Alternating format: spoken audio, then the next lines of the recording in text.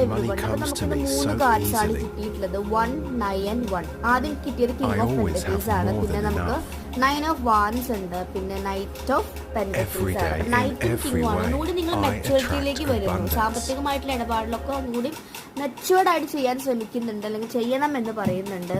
പിന്നെ ഫിനാൻഷ്യലി നിങ്ങൾ നോക്കുകയാണെങ്കിൽ നിങ്ങളുടെ ലൈഫിലേക്ക് ഒരുപാട് ധനം വരുന്നുണ്ട്. ആ ധനം വരുന്നത് ചിലപ്പോൾ സ്ലോ ആയിട്ടാണ്. സ്ലോ മീൻസ് സമയം എടുത്തിട്ടായിരിക്കും നിങ്ങൾക്ക് കിട്ടേണ്ട പൈസ കിട്ടുന്നുണ്ടായിരിക്കും. കാരണം അത് വരുന്നത് സ്റ്റേബിൾ ആയിട്ട് നിൽക്കാനാണ്. വന്നു എന്ന് പറഞ്ഞിട്ട് കാര്യമില്ലല്ലോ. വന്നിട്ട് അതുപോലെ തന്നെ കുറേ ഹെൽത്ത് കണ്ടീഷൻസ് ഒക്കെ വന്ന് അത്രയും പൈസ ചിലവാകും. അപ്പം അങ്ങനെയല്ല, വരുന്നത് സേവ് ആയി നിൽക്കണം. സേവ് ആവാൻ വേണ്ടി കൂടിയാണ് നൈറ്റ് ഓഫ് പെന്റക്കിൾസ് പറയുന്നത്.